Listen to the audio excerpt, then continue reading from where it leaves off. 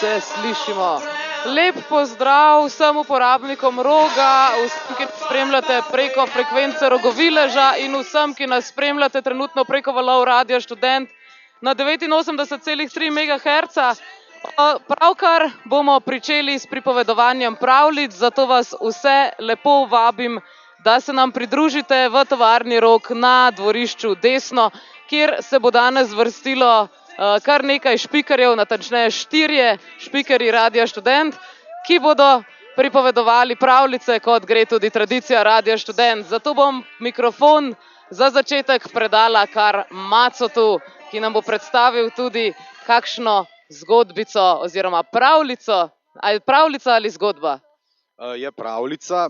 Sem razmišljal, ali bi eno ali bi drugo, pa sem se odločil za eno, za začetek. Je pa tale pravljica pravzaprav zgodba. Zgodba o pohlepu in o tem, kaj pohlep prinese na konc koncev. Takole gre. Živela sta dva starca, ena je bila ženskega spola, drugi pa je bil moškega spola, živela sta skupaj, bila sta par, bila pa sta tudi hudo revna. In tako se je zgodilo, da je nekoč stara rekla staremu: pojdi v hosto in prinesi neko lipo, da bomo lahko zakurili, saj bomo še zmrznili. In tako je šel stari v hosto, seveda je vzel tudi sekiro in glej ga, je že v hosti in išče primerno lipo.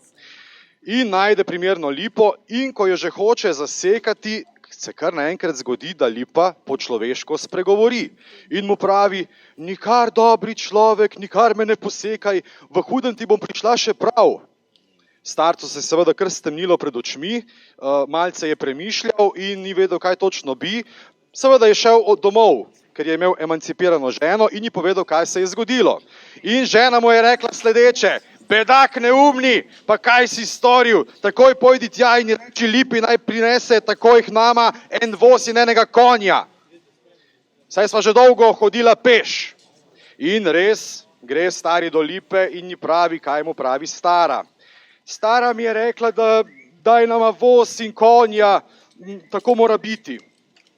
Dobro, dobro mož, pojdi domov. In šel je domov in ko je šel domov, je že pred bajto videl nov voz in novega vranca in seveda je bil nad vse vesel. Seveda pa žena ni bila najbolj vesela in je rekla takole: no, zdaj pa takole, če sva dobila vranca in voz, ni vrag, da ne dobiva še nove hiše, to nama mora dati. In res je šel možakar nazaj k lipi. Povedal je, kaj mu je rekla stara in lipa je rekla: dobro, mož, pojdi domov. In mož je šel domov. In ne boste verjeli, tam je že stala nova honka, nova hiša, bajta kot se spodobi in seveda se jima je kar zmešalo ob tem, ko sta videla to novo hišo. In seveda žena ni bila zadovoljna, rekla je: no, kaj se daj tuče miš, pojdi tja in reče, naj da da še živine in perutnine, takrat bomo imela pa vsega dovolj, to nama mora dati. In seveda gre do lipe in jo prosi in seveda lipa, dobrohotna kot je bila, pravi: dobro, pojdi domov, dobri mož. In gre domov in tam seveda že gospa šteje denarce od vsega, kar je prodala, ko je medtem že dobila, se pravi perutnino in živino. In seveda se zgodi tako, da je žena hotela še več. Pazite zdaj to. Ko sta dobila že to, je žena rekla tako: zdaj pa tako, imava že vsega dovolj, bogata sva, ampak pojdi do lipe in ji reči, naj naredi tako, da se naj bodo vsi ljudje bali. In res, možakar je odšel v hosto do lipe in ji rekel, kar mu je rekla stara. Lipa je bila že malce nejevoljna in je rekla: dobro, pojdi domov. In ko je prišel mož domov, ne boste verjeli, drugi del, se je pred hišo zbralo že ogromno policije in vojske, saj so se ju vsi ljudje bali in bila sta neznansko grozna in seveda tudi to ni bilo dovolj ženi.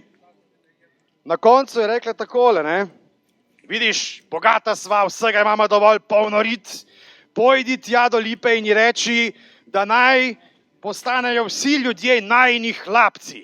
Takrat bova šele imela vsega dovolj in bova bila brezbrižna. Možakar je šel nazaj do lipe in jo povprašal, če bi mu pač lahko to željo izpolnila. Lipa, ker je bila dobrega srca, je seveda malce pomislila, razmišljala in mu rekla: dobro, mož, pojdi domov, izpolnim vama še zadnjo željo. In mož je šel domov in ko je prihajal domov, je že vdaleč videl, da nekaj ne štima. Honka se je spremenila v navadno bajto, živine ni bilo nikjer, perutnine ni bilo nikjer, vojske ni bilo nikjer, policije ni bilo nikjer, ampak samo stara je tam ždela pred bajto in nergala. No, in tako se je zgodilo, da jima je Lipa za kazen odvzela vse tisto, kar sta prej nažicala, saj je bila žena tako smotana, ker si je zaželela, da bi vsi ljudje bili njuni hlapci. In to je konec te zgodbe, ki govori o tem, kaj se zgodi, če hoče človek, bodi si moški, bodi si ženska, preveč. Govoril sem molk.